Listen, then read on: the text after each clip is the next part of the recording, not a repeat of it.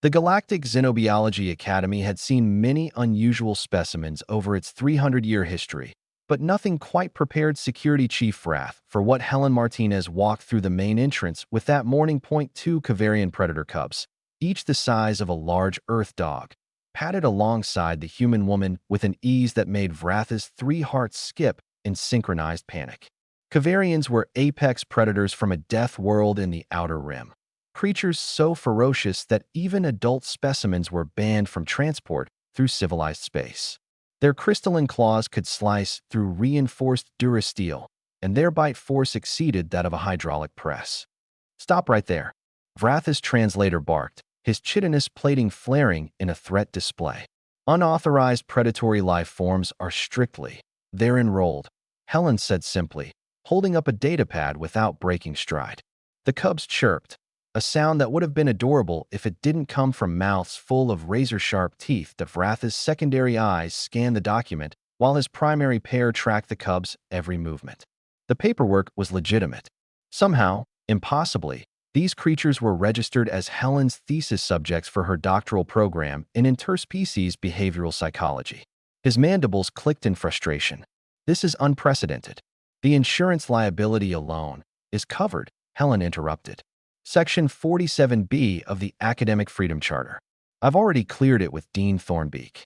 As if summoned by her name, the imposing Avarian administrator swept into the atrium, her talons clicking against the polished floor. "Is there a problem, Chief Wrath?" "Dean, these are Kavarian juveniles. Even cubs have killed trained handlers. This human cannot possibly." "Dr. Martinez," Helen corrected softly. The cubs pressed against her legs, their eyes, 6 each, arranged in predatory precision, fixed on Wrath with unsettling intelligence. Dean Thornbeak's crest feathers smoothed. "The board has approved her research. Dr. Martinez has spent 2 years on Kavari Prime. If anyone in the galaxy can safely study these creatures, it's her." Wrath wasn't convinced, but regulations were regulations. He watched helplessly as Helen and her lethal companions disappeared into the research wing. The incident might have ended there if not for what happened 3 days later. Frank Shin, a third-year engineering student, was working late in the fabrication lab when the emergency alarms shrieked to life. His workstation screen flashed red. "Containment breach, Xenobiology wing.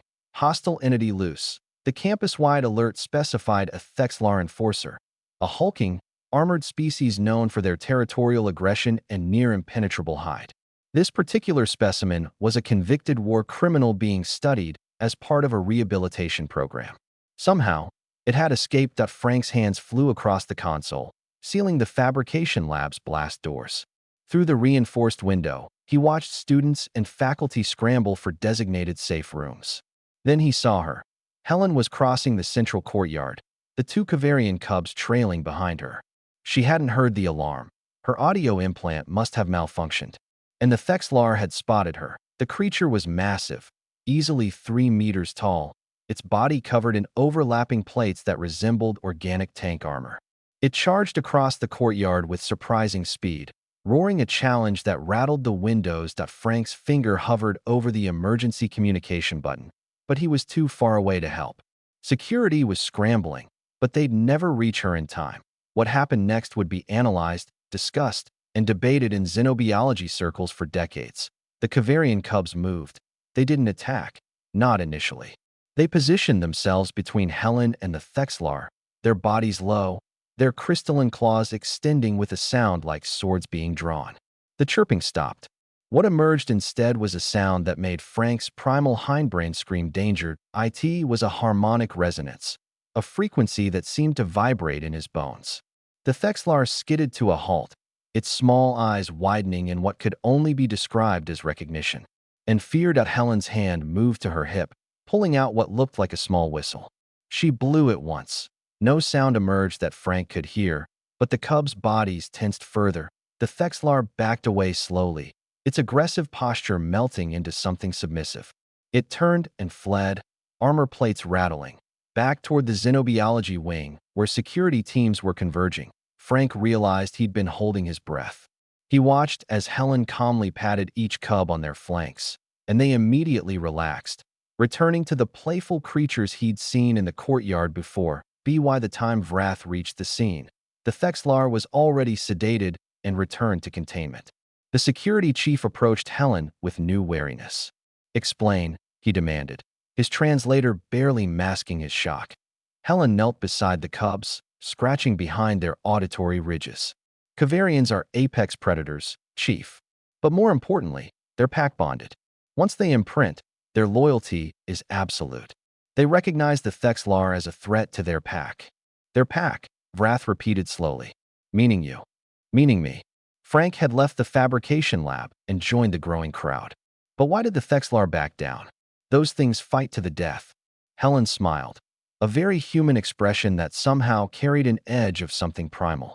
Because the Thexlar are from a death world too, but their world ranks 7.4 on the hostility index. Kavari Prime ranks 9.8. There are only 3 planets in known space more dangerous. The Thexlar recognized what these cubs would become, what they already are instinctively. Dean Thornbeak arrived, her crest fully raised in agitation. "Dr. Martinez, this incident proved the validity of my research," Helen said firmly. "Humans have been bonding with predators since we domesticated wolves 40,000 years ago. We understand something most species don't. Predators don't want violence. They want efficiency, safety, and belonging. Give them that, and they'll guard what they love with everything they have." One of the cubs, Frank would later learn his name was Razor, nuzzled Helen's hand. The other, named Echo, watched the crowd with those unsettling 6 eyes, protective and alert. Vratha's mandibles clicked in what might have been reluctant respect. "Your thesis? Predatory imprinting and interspecies pack dynamics, a framework for human-predator cooperation," Helen recited. "I'm proposing that humans can serve as bridge species, mediators between civilized space and creatures dismissed as too dangerous to integrate." Frank stepped forward, his earlier fear replaced by curiosity. Could this work with other species? Other predators? Helen's eyes met his, and she smiled. "That's what I intend to find out." As the crowd dispersed and normalcy slowly returned to the academy, Frank noticed something that others missed. The Kavarian cubs weren't just guarding Helen. They were watching everything, learning, adapting, understanding the complex social dynamics of the multi-species campus. They had imprinted on Helen, yes. But in doing so, they had also accepted her world, her mission, her vision of what cooperation could look like. And somewhere in the back of his mind, Frank understood what the rest of the galaxy was only beginning to realize. Humans didn't just survive on death worlds. They made allies of the things that lived there. That was the real reason humanity belonged among the stars.